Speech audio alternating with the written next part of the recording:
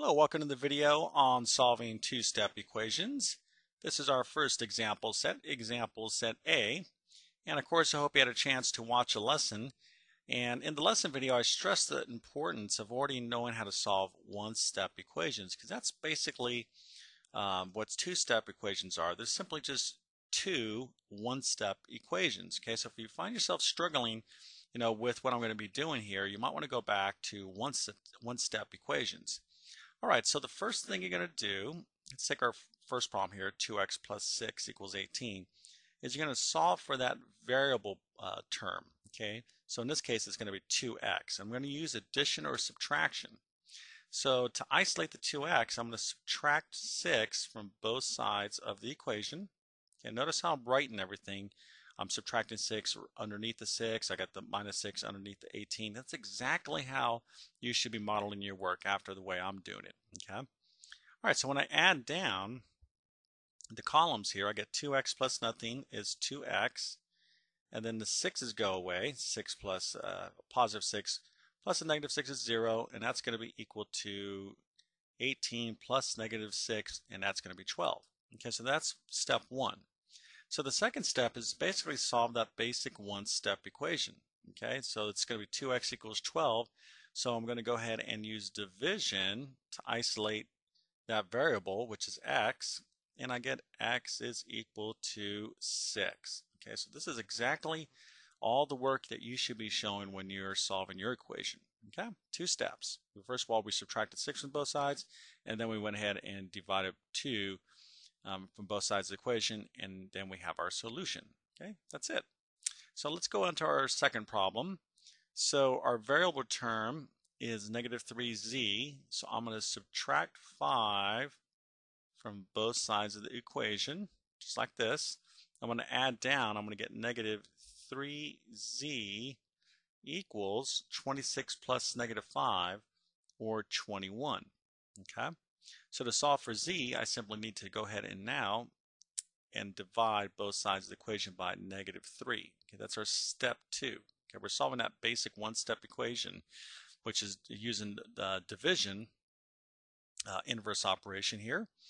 So we get negative 3 divided by negative 3. That's positive 1z, or simply z, and that's going to equal to negative 7. Okay, once again, if you're struggling with those positive negative numbers, go back and review. Okay, but two steps. First of all, we subtracted 5 from both sides of the equation, and then we went ahead and divide both sides of the equation by negative 3. Okay, so if this is pretty easy, and if you're understanding this, then really most of the problems are going to be pretty much the same, or at least the same procedure. And let's take a look at our next two problems here. Okay, so we have 10y minus 50 equals negative 150. So here is our variable term. So this time I'm going to add 50 to both sides of the equation, right, to solve or to isolate that term, 10y. Okay, it's to get that 10y part by itself first. So when I add down, I get negative 50 plus 50, that's 0. So it just leaves me with that 10y over on the left-hand side. And then I got negative 150 plus 50. So what is that? Okay, so those of you that are masters at positive and negative numbers will know this is going to be negative 100.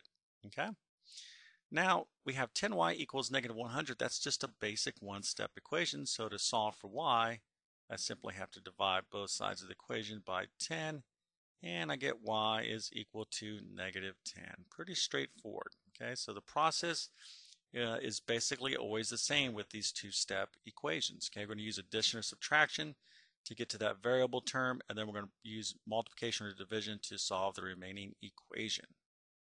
All right, so here is our next one. I have negative w plus 9 equals negative 31. Now, at first glance, this kind of looks like a basic one-step equation, but it's actually a two-step equation. Okay, so the first thing I want to do is isolate this part, this term here, this negative w. So I'm going to subtract 9 from both sides of the equation.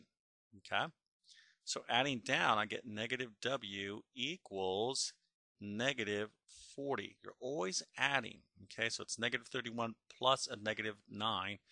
So we have negative w equals negative 40.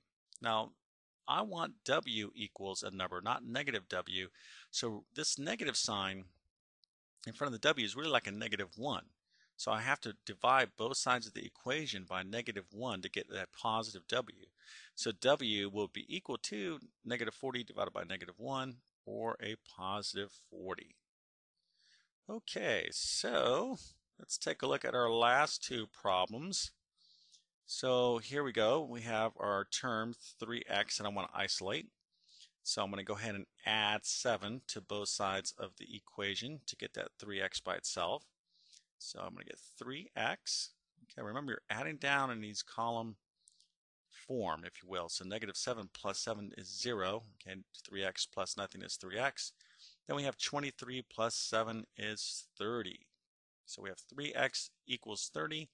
So to solve for x, I'm going to divide both sides of the equation by 3, and I get x is equal to 10.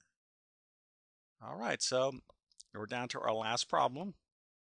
The variable term here is 1/4 x, so I'm going to subtract 2 from both sides of the equation to get that term by itself, or isolate that part.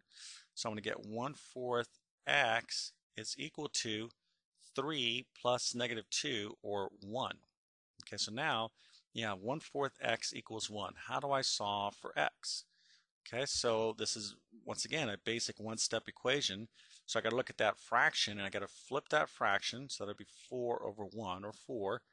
And I'm going to multiply both sides of the equation by that. Okay, so basically I'm going to be multiplying both sides of the equation by 4. So I'll get x is equal to 4. Okay, so these were pretty straightforward, simple problems, simple two-step equation problems. So if you understand this, if you're understanding everything, I congratulate you. And this is really, really good, because the next thing we're going to be learning after two-step equations is multi-step equations. And once you master those, that's a big, big, I think, skill set that you will have gained in algebra. Super critical. Algebra, solving equations, is central to the study of algebra. Okay, so once you know how to do it and you feel good about it, then that's something to be really proud of. So if you're struggling a little bit on some issues, just go back and first thing is you have to know what you're struggling about. So hopefully I'm giving you enough guidance, whether that's positive, negative numbers, or fractions, or some of the inverse operations. Just go back and review, and believe me, it's going to make your life a lot easier. Okay, so keep working hard. We'll see you soon.